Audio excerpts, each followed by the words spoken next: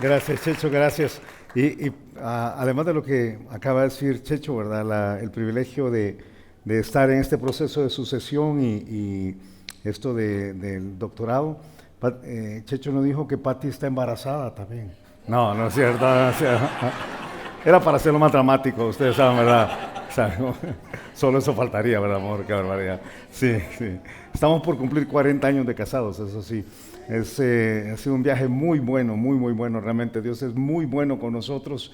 Y una de las bondades de Dios es permitirnos estar acá esta mañana, ver la iglesia viva, buena, ver a tantos buenos hermanos, amigos, algunos a quienes hemos conocido por muchos años y a quienes hemos llegado a querer de una forma muy intensa.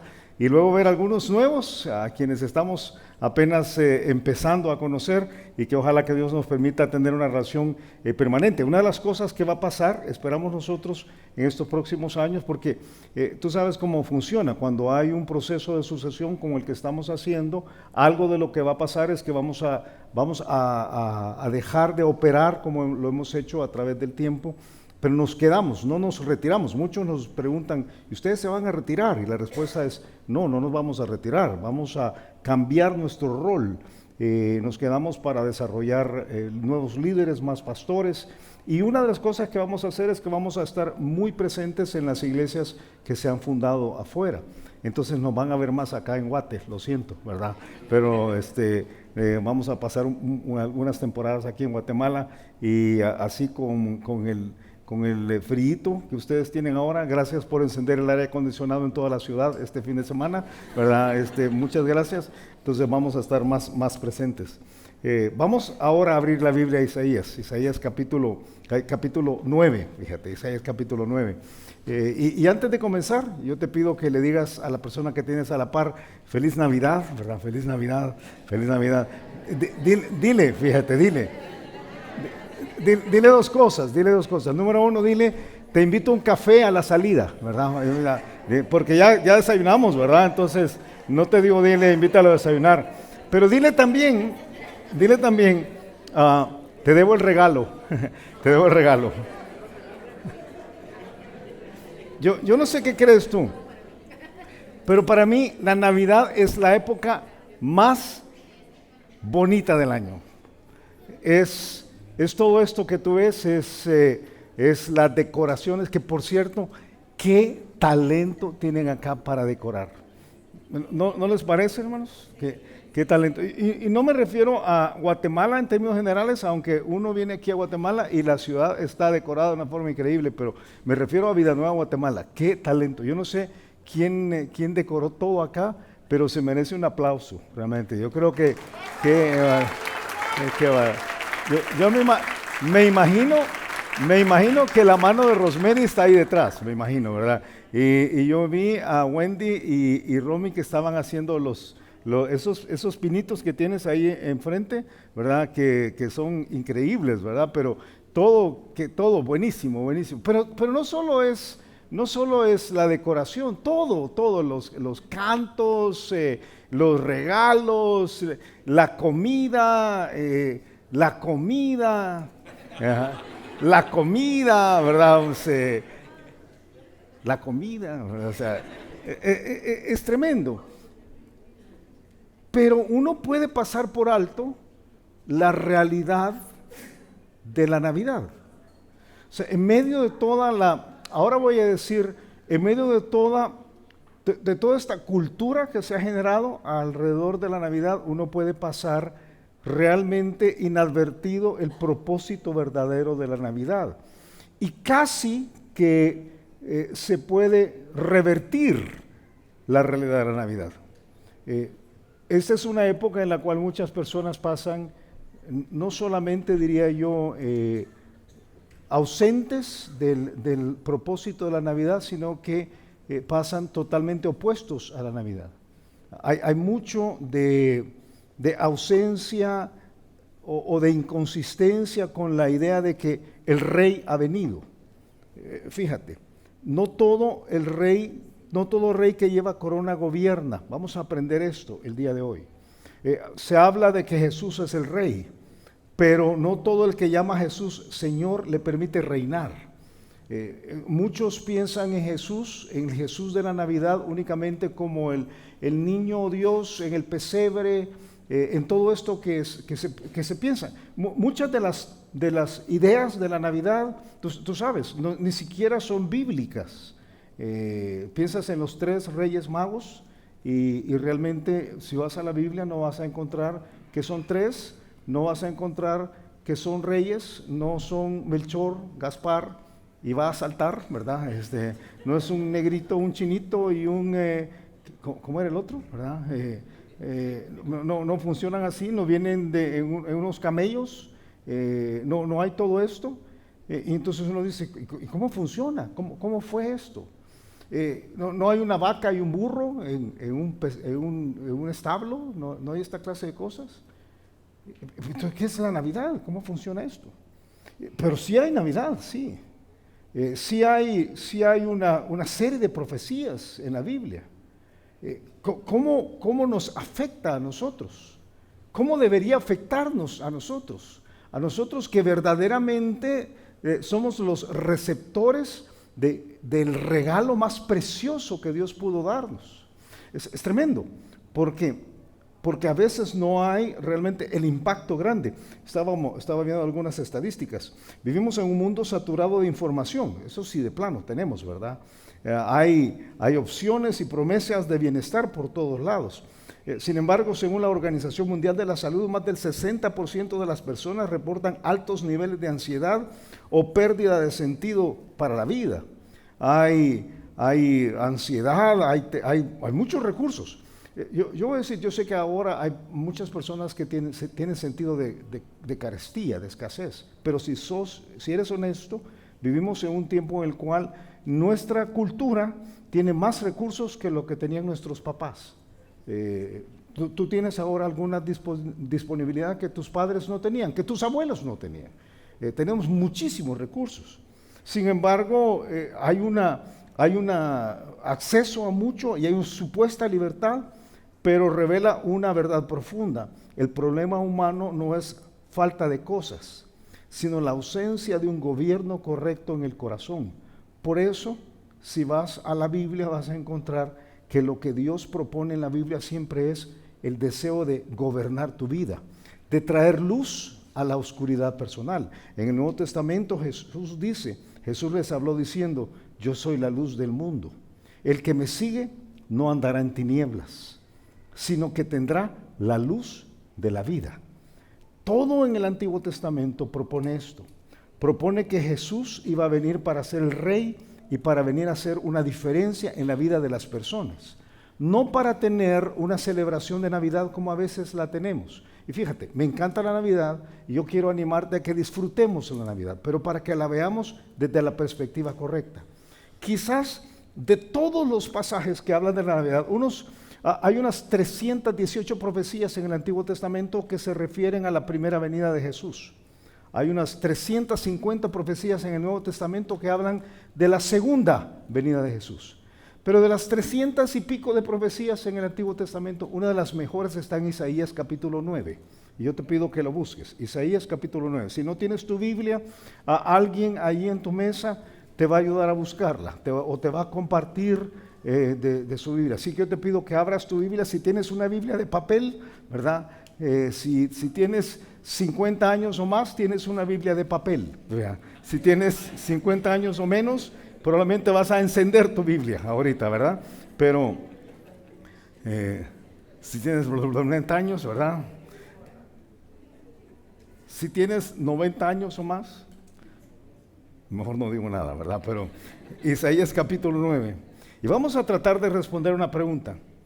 ¿Qué obtienes? Porque este pasaje creo que es lo que va a responder la pregunta. ¿Qué obtienes cuando recibes a Jesús como tu rey? ¿Has escuchado esta frase antes? Recibir a Jesús. Pero ¿qué obtienes cuando recibes a Jesús como tu rey? Porque la propuesta del libro de Isaías es que Jesús vino para ser un rey, no un rey nombrado. Él vino para ser un rey que reinara. Y yo quiero que veas la diferencia entre un rey como los que tenemos ahora. Ahora hay lo que las ciencias políticas llaman una monarquía parlamentaria, un rey que realmente no reina. Tú tienes un rey como el rey de España, te lo voy a mostrar al final. El rey de España es un rey que no reina. Y tienes un rey como los que tenías en las épocas bíblicas. En las épocas bíblicas el rey reinaba. Jesús vino para ser un rey que reinaba, porque había una circunstancia que requería que alguien tomara un control completo. Había una circunstancia difícil. Isaías capítulo 9, versículos 1 y 2, dice: mas no habrá siempre oscuridad para la que está ahora en angustia, tal como la aflicción que le vino en el tiempo que livianamente tocaron la primera vez a la tierra de Zabulón y a la tierra de Neftalí, pues al fin llenará de gloria el camino del mar de aquel lado del Jordán, en Galilea de los gentiles. El pueblo que andaba en tinieblas vio gran luz. Los que moraban en tierra de sombra de muerte, luz resplandeció sobre ellos. Voy a tratar de ir desglosando el pasaje poquito a poquito para que lo entendamos. Este pasaje habla de la gloria de la presencia del rey. Eso es lo primero que habla. Siempre que la Biblia habla de la gloria, habla de lo refulgente, de la luz, de la presencia. Y en este caso en particular habla de la nación de Israel. Este pasaje está hablando de la nación de Israel.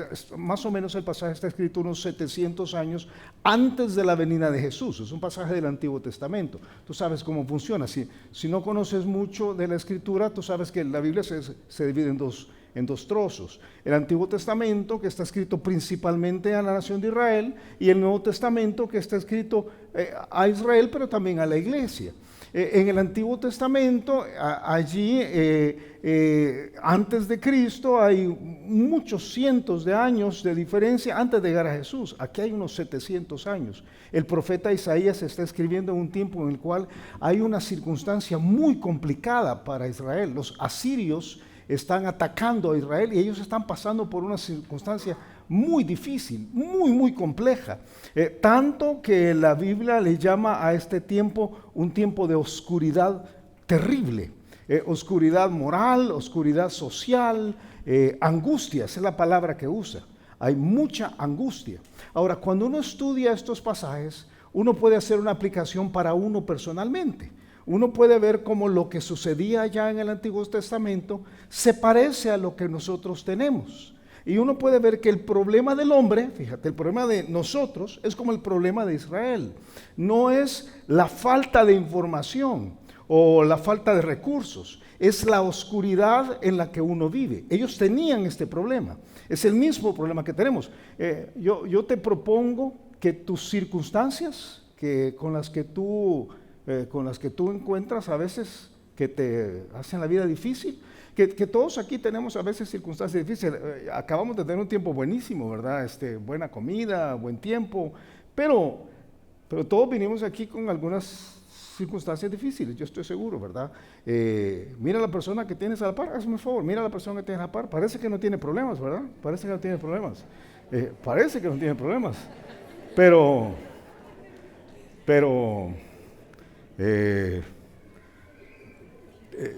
tiene problemas, esa es la mera verdad. ¿Qué necesitamos cada uno de nosotros? Necesitamos, fíjate, no necesitamos más recursos, necesitamos la luz que nos saque de la oscuridad en la cual estamos. No necesitamos una religión, fíjate, lo que Dios propone no es, vas a ver, no propone una religión.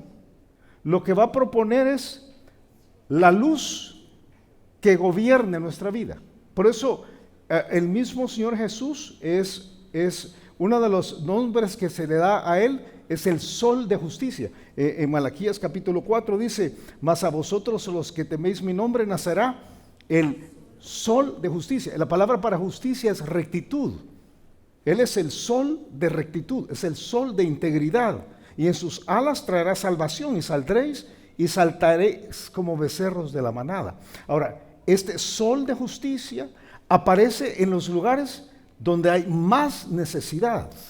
Por eso, cuando Él viene para darnos esperanza. La luz de su presencia nos da esperanza. Fíjate cómo sucede. Aquí en estos versículos que te acabo de leer, dice, no habrá siempre oscuridad para la que está ahora en angustia, tal como la aflicción que le vino en el tiempo que, y tremendo como lo dice, que livianamente tocaron la primera vez a la tierra de Zabulón y la tierra de Neftalí. Nosotros que no tenemos nada que ver con Israel y esa clase de cosas, pero uno dice, ¿qué es eso de que livianamente tocaron la tierra? O sea, lo que está diciendo Isaías es, ya ellos habían tenido un problema y estos dos territorios, la tierra de Zabulón, la tierra de Neftalí, habían sido atacados por los asirios y habían pasado por un tiempo muy difícil. Y dice Isaías, ya ellos pasaron por ahí y ya Dios los había sacado de este problema. Entonces, así como ellos pasaron por angustia y Dios los había sacado del problema, Dios los va a volver a sacar del problema. No se preocupen. Ya ustedes tuvieron una experiencia en la cual sufrieron y salieron de ahí tranquilos. Dios puede volverlos a sacar. Tú sabes cómo funciona. Cuando pasas por primera vez por una circunstancia difícil y no sabes qué va a pasar, es muy complicado, ¿verdad? La primera vez que uno pasa por algo es muy difícil. Pero cuando ya has recorrido un camino y Dios te ha sacado de ahí, es mucho más fácil pasar la segunda vez. Aquí Dios está diciendo, ya Dios te sacó de ahí una primera vez, hay esperanza. Hay esperanza que Dios va a volver a funcionar. Lo dice en Segundo de Reyes que ya había pasado. Y dice, ahí va a aparecer Jesús. Jesús es aquel que iba a aparecer en esa misma tierra. En el libro del Nuevo Testamento dice, es Jesús el que iba a venir ahí. En Mateo capítulo 4 lo dice, cuando Jesús oyó que Juan estaba preso, volvió a Galilea, porque iba a aparecer ahí en ese lugar de Galilea. Y dejando a Nazaret vino y habitó en Capernaum, ciudad marítima, la región de Zabulón y de Neftalí, este mismo lugar, para que se cumpliese lo dicho por el profeta Isaías cuando dijo, tierra de Zabulón y tierra de Neftalí, camino del mar al otro lado del Jordán, calidad de los gentiles. El pueblo asentado en tinieblas vio gran luz, y a los asentados en región de sombra de muerte, luz les resplandeció. ¿Quién es la esperanza de Dios? ¿Quién es la esperanza que te trae a ti en los momentos de oscuridad profunda la única razón para confiar que Dios va a funcionar otra vez? Es Jesús. Es Jesús. Cuando estás pasando por un momento de crisis, el momento más difícil es Jesús. Por eso ahí en Isaías dice, no te preocupes, si estás pasando por un momento de crisis, no habrá siempre esta oscuridad, si Jesús está presente. Dice en Juan capítulo 12, versículo 35, entonces Jesús les dijo, aún por un poco está la luz entre vosotros, andad entre tanto que tenéis luz, para que no sorprendan las tinieblas, porque el que anda en tinieblas no sabe dónde va. Si no tienes la luz de Jesús, un problema de las tinieblas, un problema de la oscuridad, fíjate, es que no hay rumbo. No hay rumbo. Hay falta de esperanza, hay falta de propósito, hay sufrimiento, hay complicación. La luz de Jesús te da esperanza y te da rumbo. Es tremendo, es esta posibilidad. Y la Navidad tiene que ver con eso, tiene que ver con la presencia de la esperanza y la presencia del rumbo. Es tremendo porque las tinieblas en la Biblia describen desorientación moral, describen ignorancia espiritual, describen aflicción histórica y opresión y describen lejanía del favor de Dios. Si tú no tienes a Jesús, tienes estas cuatro cosas, fíjate. Y quiere decir que si yo no tengo una religión, no estoy hablando de religión. Uno de los problemas del ser humano es que asociamos a Jesús con una religión y Jesús no es una religión. A veces asociamos a Jesús con una iglesia y Jesús no es una iglesia. Jesús es Jesús. Jesús es Dios. Él iba a venir para ser el rey y para ser la luz. Y dice, yo quiero sacarlos de las tinieblas. Juan capítulo 8 dice, otra vez Jesús les habló diciendo, yo soy la luz del mundo. El que me sigue no andará en tinieblas, sino que tendrá la luz de la vida. Él dice en Juan capítulo 12, yo la luz he venido al mundo para que todo aquel que cree en mí, ¿qué dice? No permanezca en tinieblas. Isaías entonces lo que está presentando es la luz de su presencia. Nos da esperanza, nos da rumbo y nos da vida. Él terminó, tremendo, porque dice que Él terminó la sombra de muerte. Si estás conmigo en Isaías capítulo 9, dice en el versículo 2, el pueblo que andaba en tinieblas vio gran luz. Los que moraban en tierra de sombra de muerte, luz resplandeció sobre ellos. Esta expresión, sombra de muerte, habla de la posibilidad de morirte, literalmente. Hace unos años, fíjate, hace unos años. Checho acaba de decir de que nos conocemos de hace muchos años. Hace muchos años, cuando estábamos recién casados, Pati y yo, estábamos entrando al ministerio y los dos estudiamos administración de empresas y teníamos nuestra vida pensando que íbamos a hacer otras cosas en la vida, ¿verdad? Y Dios nos llamó al ministerio. Y entonces dejamos los negocios, lo que estábamos haciendo, y entramos a decir, vamos a dedicarnos al Señor. Pero no teníamos un trabajo en una iglesia ni nada. Entonces yo dije, pues lo que voy a hacer es vender carros. ¿Y cómo vas a vender carros? Pues voy a ir a comprar un carro a Estados Unidos, dije. Y teníamos un amigo en Nueva York, entonces yo fui a comprar un pick-up a Nueva York y manejé un pick-up desde Nueva York hasta San Salvador.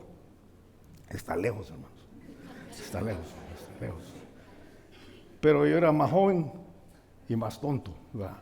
Y entonces manejé desde Nueva York hasta San Salvador, un pick-up 8 días. Y llegando a México, pasando Veracruz y toda esta parte, ahí por La Ventosa, si tú conoces, si alguna vez has manejado por ahí, nos dijeron, veníamos con otro amigo, pero el otro amigo traía otro pickup. Y entonces nos dijeron, cuando lleguen por ahí, tengan mucho cuidado porque hay una banda que asalta y mata a los que pasan ahí y cortan las cabezas. Eso nos dijeron. Entonces cuando llegamos ahí, llegamos de noche y nos estábamos quedando sin gasolina. Y yo venía recitando Salmo 23. Jehová mi pastor, nada me faltará. Aunque no ande en valle de sombra de muerte, no temeré mal alguno, porque tu vara y tu callado. Mira, yo no sé cuántas veces lo recité. Jehová mi pastor, nada me faltará. Porque yo tenía un miedo de que me iba a morir. O sea, como no te imaginas. Esa es sombra de muerte. Sombra de muerte es cuando tú piensas que te vas a morir. Es la posibilidad real de la muerte. ¿Sabes qué hace Jesús? Te quita ese temor. Jesús te quita el temor de la muerte. Eso es lo que dice. No tienes que tener temor de la muerte. Pero te vas a morir. Anoche me senté estuvimos aquí entre otras cosas, estamos aquí porque unos buenos amigos, su hija se estaba graduando de médico aquí en la Landívar. Y yo me senté con el papá de esta doctora, que es doctor también, es oncólogo. Tuvimos una plática larga, es un miembro de nuestra iglesia. Es un oncólogo muy conocido. Y hablamos de la muerte, por supuesto. ¿De qué más hablaría un oncólogo? Y fue una plática muy interesante porque él me dijo, todos están muriendo. Todos. El problema de los que tienen cáncer es que visibilizan esta realidad. Pero él me dijo, todos los que están aquí en esta cena se están muriendo. Y yo dije, si quiere les decimos, le dije. No, me dijo, no sería muy bueno ahorita, me dijo. Sí. Pero esa es la verdad. Todos aquí en este desayuno se están muriendo. Pero si tienes a Jesús, no tienes miedo de esto. Si no tienes a Jesús, tienes un gran miedo de eso. Jesús termina el temor de la muerte. Aunque andes en valle de sombra de muerte, Él descubre las profundidades de las tinieblas y saca a la luz la sombra de muerte. Le pone luz a la sombra de muerte. Yo te pregunto, ¿en qué Galilea de tu vida te sientes? ¿En qué área débil te sientes? ¿Hay algún área de ti en que esté una zona de oscuridad, vergüenza o falta de esperanza? ¿Necesitas tú la luz del Rey para salir de ahí? Porque eso es lo que está planteando. Isaías dice, hay una realidad de oscuridad que necesita la luz de Dios. Hay una realidad de oscuridad que necesita el gozo del poder de Dios. Mira lo que dice versículo 3 y 4. Mira, dice, y a mí me encanta cómo lo plantea Isaías. Dice, multiplicaste la gente y aumentaste la alegría. Qué tremendo esto, ¿verdad? Se alegrarán delante de ti como se alegran en la siega. Vas a ver que usa dos analogías poderosas aquí. Como se gozan cuando reparten despojos, porque tú quebraste su pesado yugo y la vara de su hombro y el cetro de su opresor, como el de Madián. Es tremendo, porque lo que va a decir aquí es que tú puedes tener el gozo real, porque Dios puede romper las cadenas verdaderas. Aquí hay un problema de todos. El problema de todos es que el ser humano, y yo acabo de decir hace un ratito, todos tenemos algunos problemas, pero el ser humano es que todos tenemos algunas circunstancias que no podemos dejar. Algunos problemas. Algunos aquí no pueden dejar unas áreas de su personalidad, otros no pueden dejar un vicio, otros no pueden dejar un problema de su carácter, otros no pueden dejar, yo no sé, el pan dulce. Pero hay algunas áreas que no puedes dejar, esa es la mera verdad, que te retienen, ¿verdad? Esa es la cosa que te retiene. Y ojalá que el pan dulce fuera lo único que no puedes dejar, ¿verdad? Pero dice la Biblia que el problema más grande que tenemos es el problema de pecado. Pecado es una palabra que lamentablemente se ha vuelto un término religioso, pero no es religioso. Pecado es una realidad de la vida, no tiene nada que ver con iglesia. Pecado es un problema de todos los días, y no es un asunto de cielo e infierno, es un problema de la vida. Dice Jesús en Juan, de cierto digo que todo aquel que hace pecado, esclavo es del pecado. ¿Cuánto pecas? ¿Cuánto pecas? Desde aquí parece que nadie peca, ¿verdad? Pero ¿cuánto pecas? A mí me encanta hacer un ejercicio. Me encanta hacer un ejercicio. ¿Cuánto pecarás? ¿Cuánto pecarás? ¿Pecarás 3 veces al día? 3 veces al día. Digamos que pecas 3 veces al día. 3 veces al día. Digamos que te levantas en la mañana y pecas, tienes un mal pensamiento. Un mal pensamiento. Y luego sales de la casa y vas en el precioso tráfico de Guatemala y tienes una mala expresión hacia uno de los motociclistas que se atraviesan a tu paso, y luego llegas a tu trabajo y le dices a tu jefe que le dices una mentira a tu jefe. 3. Y no vuelves a pecar. No vuelves a pecar todo el día. 3. Son 3 pecados. Regresas a tu casa y no pecas. 3. No, solo 3. ¿Esos son cuántos pecados al mes? ¿Cuántos son pecados al mes? 90 pecados al mes, ok. ¿Cuántos pecados al año? 90 por 12. ¿Cuántos pecados? 1080. Bueno, te voy a hacer un descuento. Porque los fines de semana no pecas mucho, ¿verdad? Entonces, voy a decir que pecas solo 1000 pecados al año. 1000 pecados al año. ¿Cuántos años tienes?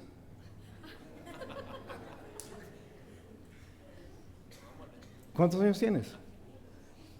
Porque esa es la lista de tus pecados. Yo tengo 63 años. Yo tendría una lista de 63,000 pecados. Si solo pecara 3 veces al día. Tú entiendes cómo funciona el problema del pecado. El problema del pecado no es un problema de religión. El problema del pecado es un problema de esclavitud. Tenemos un problema grave con el pecado. La realidad es que tenemos un problema de millones de pecados que no podemos dejar. Por eso es que Jesús tenía que venir al mundo. Él tenía que romper las ligaduras del pecado. Él aparece no para ser el niño Dios. Él aparece porque estamos en una realidad de oscuridad que necesita ser atendida. Y por eso, en el libro de Isaías, él dice, hey, yo quiero que haya un cambio en ustedes. Quiero darle a ustedes una vida de abundancia. Les veo a ustedes en una circunstancia de mucha necesidad, mucha necesidad. Y dice, yo quisiera que hubiera otra realidad, que no vivieran así como viven. Los veo atrapados. Hay esperanza, de plano hay esperanza. Pero quiero algo bueno. Por eso fíjate, no sé si lo leíste. Dice, multiplicaste la gente. Y me encanta la forma como a mí me encanta la gramática. Entonces me encanta la forma como el Espíritu Santo escribe. Escribe en pasado, fíjate. En pasado. Pero realmente es profético. ¿Cómo es esto? ¿Cómo escribe en pasado, pero está hablando de algo del futuro? ¿Cómo funciona esto? Cuando Dios dice algo, puede afirmarlo como que ya sucedió, pero está hablando de algo que va a pasar. Es una forma increíble de escribir. Dice, multiplicaste a la gente y aumentaste la alegría. Dice, se alegrarán delante de ti como se alegran en la siega, como se gozan cuando reparten despojos. Dice, va a ser increíble. Dice, va a haber abundancia, es lo que está diciendo. Va a haber abundancia. Va a ser increíble.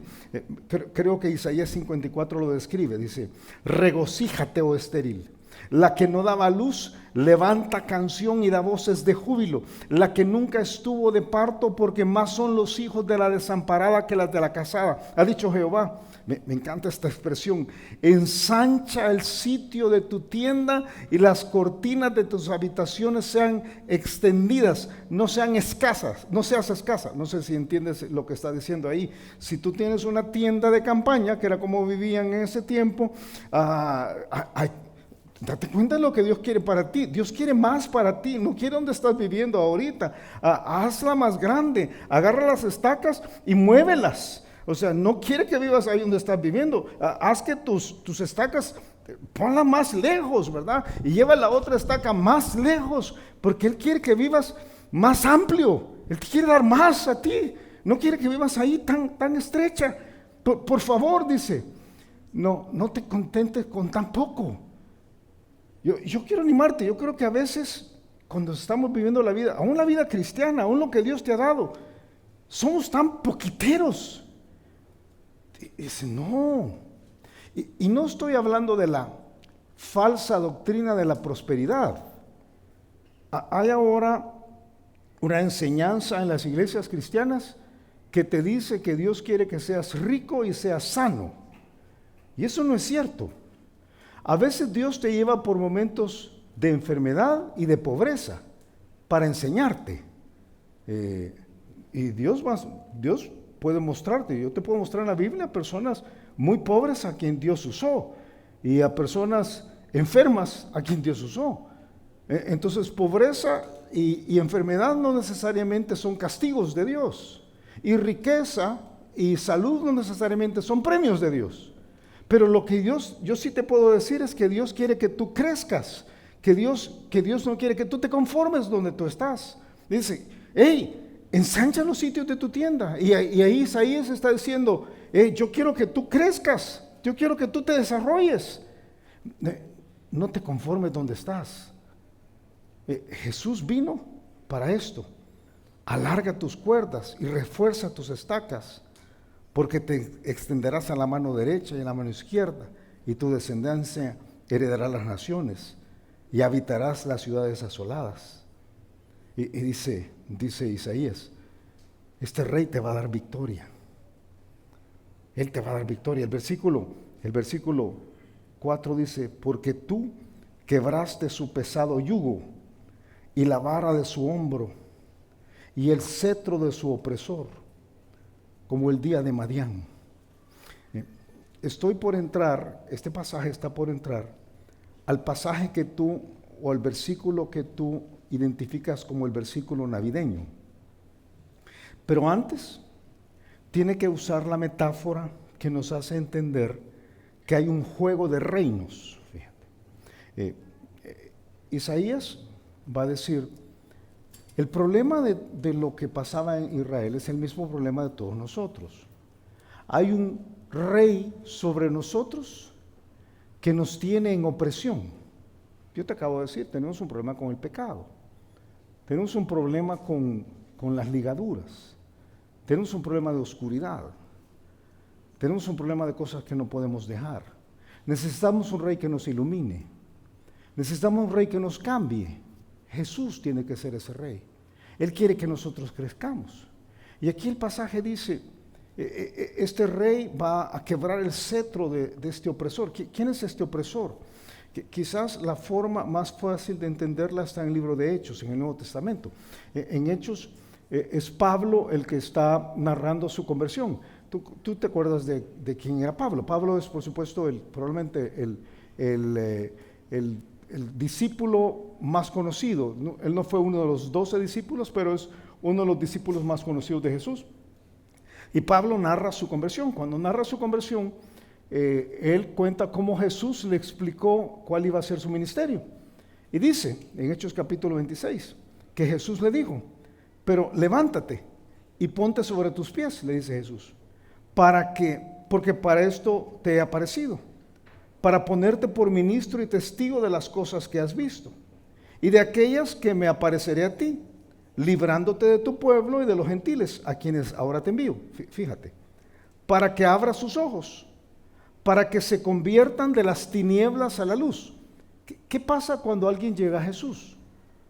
¿Qué pasa cuando alguien llega a Jesús? Se convierte de las tinieblas a la luz. Eso es lo que pasa. Pasa de una vida en la cual hay oscuridad y todo lo que vimos hace un rato, falta de propósito, hay un rumbo, hay falta de rumbo, está alejado de Dios, hay sombra de muerte, hay temor a la muerte, todo esto, a una vida en la cual hay rumbo, hay propósito, no le tienes miedo a la muerte, hay un objetivo para la vida, Dios está cerca. Pero dice, para que se conviertan de las tinieblas a la luz y de la potestad de Satanás a Dios. Fíjate qué tremenda esa expresión. Cuando alguien no se ha convertido, está bajo la potestad de Satanás. Hay un reino, está bajo el reino de Satanás. Julio, pero quiere decir que uno está bajo el reino de Satanás. Sí, pero yo no era satanista, yo no tenía una estrella de 5 puntas y una cabeza de cabra flotante y no. ni la música rock me gustaba, fíjese, ¿verdad? No, no estoy diciendo eso. Lo que la Biblia dice es que cada persona que no tiene una relación con Jesús está bajo el dominio del diablo. Eso dice. Está bajo el control de este sistema del mundo. Y aunque uno no quiera, hace lo que dice, la Biblia dice en Efesios, hace lo que el espíritu del diablo quiere que uno haga. Por eso le cuesta a uno tanto hacer las cosas de Dios. Por eso la lucha a veces es tan grande en la mente por llegar a las cosas de Dios. Por eso la lucha a veces aún para recibir a Jesús. Y dice, cuando hay ese recibir a Jesús, hay un cambio de reino. Yo paso de la potestad de Satanás a la potestad de Dios. Hay un cambio completo. Algunas personas dicen, no, yo quisiera salir de la potestad de Satanás, pero realmente no quisiera pasar a la potestad de Dios. Yo quisiera quedar así, yo solo. Y dice Dios, no funciona así. Tú necesitas un rey que te gobierne. Por eso el libro de Isaías lo que va a proponer es que él iba a enviar al rey. El rey para que tomara control. La Navidad es la venida del rey, para que hubiera un cambio de rey. El rey iba a poner un nuevo yugo.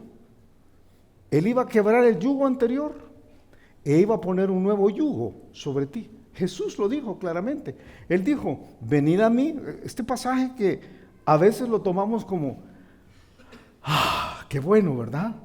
Venid a mí todos los que estáis trabajados y cargados, y yo os haré descansar. Pero inmediatamente dice, llevad, ¿qué dice? Mi yugo sobre vosotros. Y aprended de mí que soy manso y humilde de corazón, y hallaréis descanso para vuestras almas. Porque mi yugo es fácil y ligera mi carga. La pregunta entonces es, ¿qué yugo tienes en tu vida? Porque todos tenemos un yugo. O tienes el yugo del diablo, o tienes el yugo de Jesús. O tienes al diablo reinando en tu vida, o tienes a Jesús reinando en tu vida. O estás bajo la potestad del diablo, o estás bajo la potestad de Jesús. O estás luchando en tus propias fuerzas para salir de la potestad del diablo, o estás permitiendo que el Rey Jesús reine sobre tu vida. Porque la Navidad dio la potestad o dio la posibilidad de que Jesús reinara sobre tu vida. Fíjate cómo termina Isaías. Isaías capítulo 9. Isaías 9, versículos 5, 6 y 7, porque lo que va a plantear, y este es el pasaje clásico de Navidad. Ahora voy a leer el pasaje clásico de Navidad. Te he dado el contexto del pasaje clásico de Navidad. Dice versículo 5, dice, porque todo calzado que lleva el guerrero en el tumulto de la batalla y todo manto revolcado en sangre serán quemados pastos del fuego. Este pasaje va a hablar de paz. Va a hablar del gobierno de la paz de Dios. Nada trae más paz a tu vida que tener a Jesús sentado en el trono de tu corazón. Trae paz el control. Vas a ver que lo que va a decir aquí este pasaje es que Dios pone fin a la guerra. Versículo 5 dice, cuando Jesús viene, separa la guerra. Separa la guerra. Ya no se necesita el calzado del guerrero, ya no se necesita el manto ensangrentado. El manto siempre es un cuadro de la autoridad. La autoridad no tiene que estar peleando. Si tú alguna vez has estado en Nueva York y has ido a las Naciones Unidas, ahí en las Naciones Unidas es clásico que tenían ahí en las Naciones Unidas, imagínate, tienen Isaías 2:4 citado. En las Naciones Unidas. Uno dice, ¿qué es eso? Juzgará entre las naciones, reprenderá muchos pueblos, volverán sus espadas en rejas de arada y sus lanzas en hoces. No alzará espada nación contra nación, ni se adentrará más para la guerra. Es una profecía sobre la paz mundial. ¿Quién va a traer la paz mundial? Jesús. Jesús. Jesús trae la paz. El control de Jesús trae la paz. Pero, ¿por qué trae la paz? Porque Él tiene el carácter para traer la paz. Versículo 6. Porque un niño nos es nacido, hijo nos es dado. Este es el pasaje de la Navidad, ¿verdad? Pero ¿por qué es? Por todo lo que te acabo de leer hace un ratito.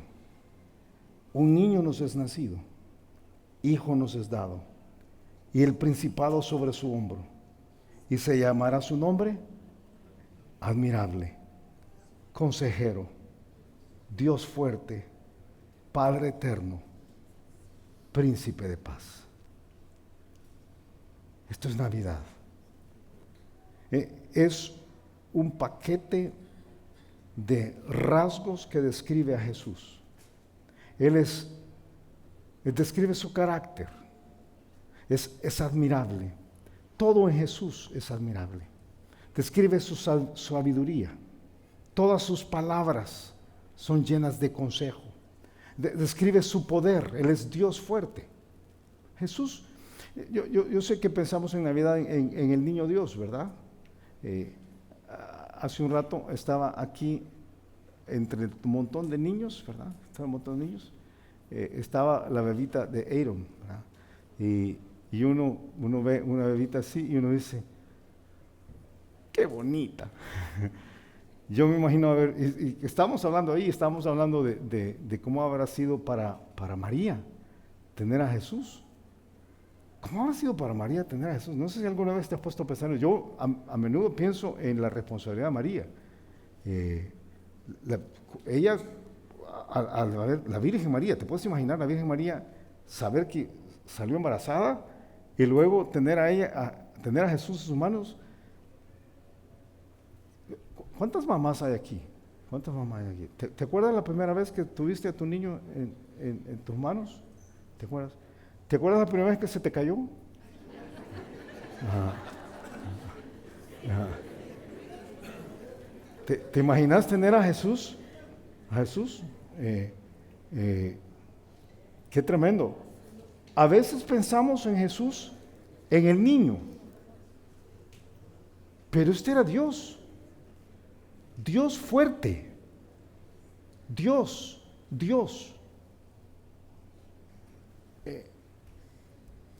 Padre eterno en su esencia. Él era príncipe de paz. ¿Sabes qué es una mejor forma de entender? He aquí una virgen concebirá y dará a luz un hijo y llamará su nombre Manuel, que traducido es Dios con nosotros. Romanos 9 dice de quienes son los patriarcas y de los cuales según la carne vino Cristo, el cual es Dios sobre todas las cosas. Benditos por los siglos. De vez en cuando yo escucho a gente que me dice, es que la Biblia no dice que Jesús es Dios. Claro que dice que Jesús es Dios. Hay un montonazo de pasajes que lo dice. Ahí tienes dos. Jesús es Dios sobre todas las cosas. Dios. Antes de que la tierra existiera, antes de que los universos existieran, Dios estaba presente. Padre, Hijo y Espíritu Santo. Jesús estaba presente. Dios, Él era Dios. Y Dios se hace una mórula, un feto en el vientre de la Virgen María y viene para vivir para nosotros, para morir en la cruz, va a derramar su sangre por nosotros. Y Él es Dios. Porque ve que tú y yo tenemos un problema grandísimo que no podemos resolver. Y a veces pensamos en la Navidad y pensamos, qué bonito el niño Dios, ¿verdad? Pero es Dios. Es increíble. Es entender el carácter y la calidad. Dice, lo dilatado de su imperio, dice. Y la paz no tendrá límite sobre el trono de David y sobre su reino, disponiéndolo y confirmándolo en juicio y en justicia desde ahora y para siempre.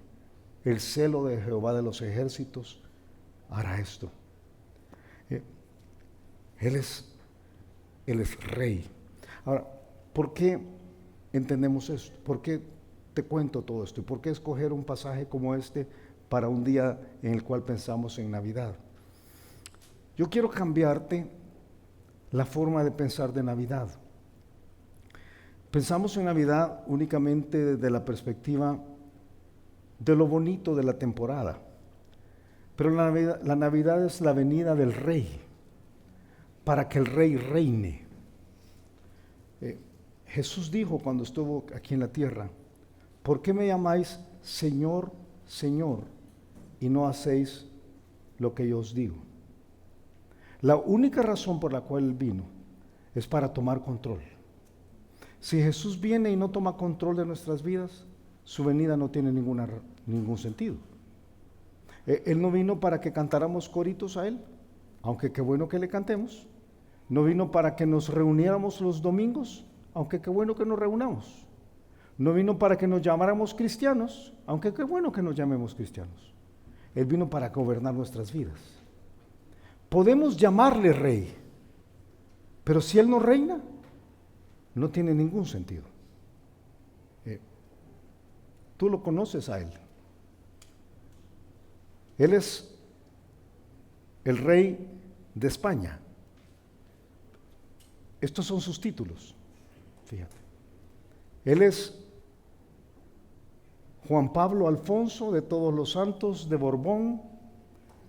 Ese es su nombre. Y Grecia. Su Majestad el Rey Don Felipe VI, Rey de España, Rey de Castilla, Rey de León, Rey de Aragón, Rey de las dos Sicilias, Rey de Jerusalén, que es un título histórico simbólico, Rey de Navarra, Rey de Granada, Rey de Toledo, Rey de Valencia, Rey de Galicia, Rey de Mallorca, Rey de Sevilla, Rey de Córdoba, Rey de Murcia, Rey de Jaén, Rey de los Algarbes, Rey de Algeciras, Rey de Gibraltar, Archiduque de Austria, Duque de Borgoña, Duque de Brabante, Duque de Milán, Duque de Atenas y Neopatria, Conde de Habsburgo, Conde de Flandes, Conde del Tirol, Conde de Barcelona, Señor de Vizcaya, Señor de Molina. Él reina, pero no gobierna.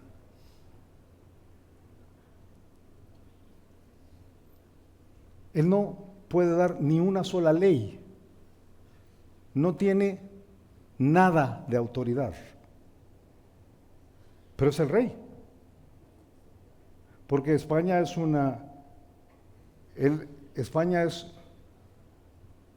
tiene un sistema que es una monarquía parlamentaria.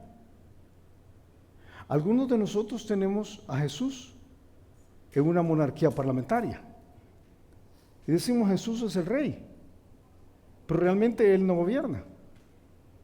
Él es el rey, sí, Jesús es mi Señor, pero yo tengo que aprobar lo que Él dice. Él ha planteado sus leyes, pero yo quiero ver si yo digo que Él está bien o no está bien. Y no puede funcionar así. Yo quiero desafiarte. Si tú vives en oscuridad, de cualquier tipo, fíjate, si eres un creyente, la luz de Jesús está para ti, pero tienes que dejar que el Rey reine. Es una decisión que tienes que tomar. Siéntalo en el trono de tu corazón. Si estás aquí sin Jesús y tú me dices, Julio, pero yo toda la vida he sido católico, o toda la vida he sido evangélico, o toda la vida he sido bautista, como es esta iglesia, yo espero que me hayas escuchado. La religión no tiene nada que ver con esto. Uno de los errores grandísimos es que en América Latina hemos amarrado estos últimos 40 o 50 años la experiencia de la iglesia con la relación con Jesús. Y eso es un error descomunal. La relación con Jesús es individual, es tuya, es personal. Hay un pasaje en 1 de Juan 5 que dice claramente, este es el testimonio, que Dios nos ha dado vida eterna. Esta vida está en su Hijo, en Jesús. El que tiene al Hijo tiene la vida. El que no tiene al Hijo de Dios, no tiene la vida. Si tú no tienes al Hijo de Dios, aunque hayas ido a la iglesia toda tu vida, fíjate, tu alma está en peligro, en condenación. Necesitas a Jesús. Y yo te pido que no te vayas de aquí sin recibirlo. Pero no recibirlo como a veces decimos en las iglesias, reciba a Jesús para ir al cielo. No, para que Él se siente para ser el rey en tu vida, porque esa es la razón por la cual Él vino en Navidad. Él se encerró en el vientre de la Virgen María de una forma milagrosa, porque Él quería ser tu rey, porque te vio en oscuridad. ¿Cómo se hace esto? La Biblia dice que se hace por fe, es una decisión muy personal. Y yo quisiera que cerráramos esta mañana así, orando de una manera muy personal. Así que ahí donde estás, vamos a orar. Yo pido a todos que agachemos la cabeza, cerremos los ojos y dejemos que Jesús se siente en el trono de nuestra vida. Ahí donde estás, muy personalmente. Fíjate, sin que nadie se esté moviendo. Si tú quieres recibir a Jesús como tu rey, pedirle que perdone tus pecados, que rompa las ligaduras, las ataduras que hasta este momento te han impedido ensanchar tu vida. Yo no sé qué es, ¿verdad? Pero tú lo conoces. Pídele perdón por lo que has ofendido a otros, por lo que le has ofendido a Él. Y dile esto, quizás yo te puedo dar unas palabras, pero la clave es más la actitud de tu corazón que las palabras. Pero dile estas palabras, dile: Señor, yo te necesito, Señor. Yo necesito tu perdón.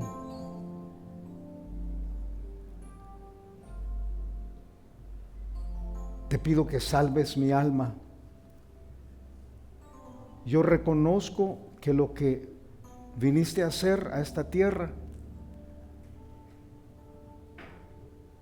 era por mí, por mi necesidad de un cambio grande, Señor. Que lo que hiciste en la cruz fue por mí. Y yo quiero pedirte, Señor, que tomes control de mi vida. Que seas mi rey, Señor, para que gobiernes mi vida, mi matrimonio, mi familia, mis finanzas, mis decisiones. Porque yo me he equivocado demasiadas veces, he dañado a demasiadas personas y me he dañado yo mismo en demasiadas ocasiones. Y no sé cómo conducir mi vida. Entonces te entrego todo lo que soy, Señor. Salva mi alma, porque yo te recibo como mi Rey y como mi Señor.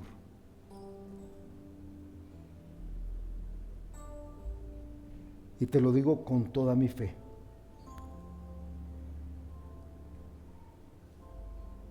Padre, tú escuchas a quienes están tomando esta decisión, Padre. Yo te doy las gracias porque, aunque no tenías que hacerlo, Señor, nos viste en la oscuridad en la que vivíamos y nos cambiaste. Y, Señor, porque eliminas la sombra de muerte de todos nosotros, Padre. Sabemos nosotros que algún día cada uno de los que estamos aquí va a dar ese paso hacia la eternidad. Pero nos da mucha tranquilidad saber que vamos a ir a estar contigo, Padre.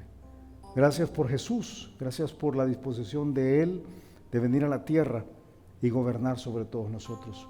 Danos una Navidad en la cual podamos verdaderamente disfrutar de tu reino, Señor. Y un nuevo año, el 2026, en el cual podamos verte a ti reinando sobre nosotros y sobre nuestras familias, Padre. Así que nos ponemos en ti, lo hacemos en el nombre de Jesús, Padre. Amén, Señor, amén. Amén, hermanos. Dios nos guarde a todos.